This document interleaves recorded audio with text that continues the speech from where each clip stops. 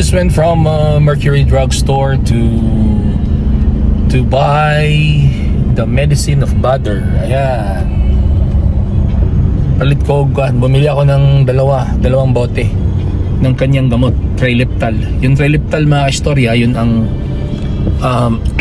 yun yung para makontrol ang kanyang seizure. Kasi habang lumalaki si Badr, manifested na yung seizure niya. Unlike before, when he was young, he was infant, may seizure pero hindi manifested. But now na 11 years old na siya, manifested na yung seizure niya. Talagang nagsi-seizure siya ganun. Kaya hindi pwedeng mawala itong Trileptal, kasi kapag may ma-miss lang siya na isang inuman, wala na. Nagsi-seizure ng bata. Iniinom niya ito 3 times a day. 6 to 10, 6 a.m., 2 p.m. and 10 p.m. Bumili ako ng dalawa kasi napapraning si Mrs. Sabi niya, bumili ka ng marami para baka magkakaubusan. Sabi ko naman, paano ba magkakaubusan ng Trileptal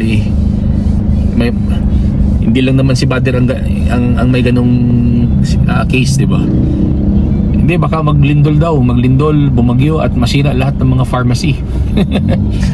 Ganon mga istorya. Kaya yun lang, I'm saying this sa inyo kasi alam ko sa mga nanonood ngayon, meron kayong mga kanya-kanyang mga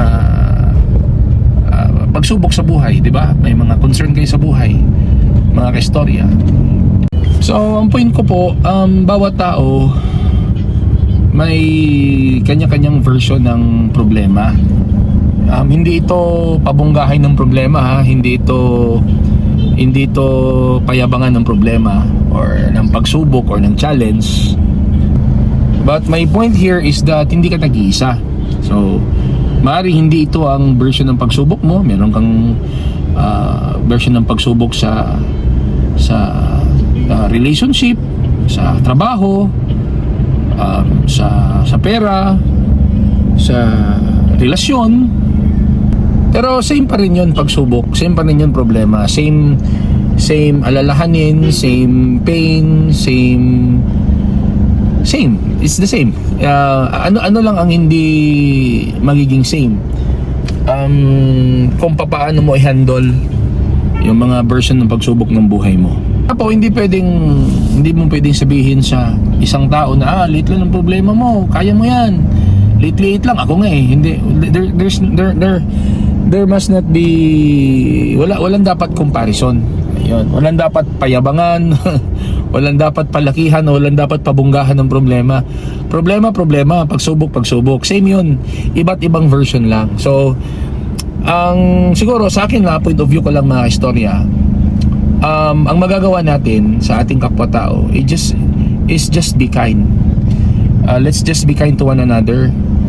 As much as possible, mag-ingat tayong magbitiw ng mga salita na masasakit sa ating kapwa-tao, kasi hindi natin alam kung anong kanyang pinagdadaanan. Oo, meron kang pinagdadaanan, pero yung taong kausap mo, meron din yung pinagdadaanan. So hindi pwedeng sabihin mo na, ay nako, kaya mo yan, ay ako nga, yun ang isang big no-no yung bang sinasabi na ini-invalidate mo yung nararamdaman ng tao, yung pinagdadaanan ng tao. The best thing to do is huwag ka na lang magsalita. Kung wala ka masabing maganda, akala mo kasi pinapalakas mo yung loob ng kausap mo, hindi, mas lalo mong pinalalala, kasi para bang nagiging insensitive ka sa pinagdadaanan niya kapag sinasabi, ay nako, wala yan, kaya mo yan, maliit lang yan. Hindi ganun dapat wala kang ganung sasabihin kasi hindi mo alam kung anong pinagdadaanan niya. Kasi yun nga, iba't iba ang version ng problema at pagsubok natin sa buhay. Just be kind na lang tayo sa isa't isa. Kapag meron tayong kausap, just be kind, careful with our words and our statement. Kapag nagsasalita siya at hindi naman niya hinihingi yung opinion natin, tahimik lang tayo, makinig lang tayo sa kanya, mga istorya. Kasi po, kapag may taong lumalapit sa iyo at nagsasabi ng kanyang problema, hindi po ibig sabihin na kailangan niya yung suggestion mo or kailangan niya yung advice mo. Meron kasi mga tao na gusto lang nila lang may makausap, gusto lang nila na merong makinig sa kanila, Meron na silang mapagsabihan ng kanilang mga damdamin kasi masyadong mabigat na sa puso nila. And all we can do is just to listen. Just to listen to them emphatically. Ganun lang yun.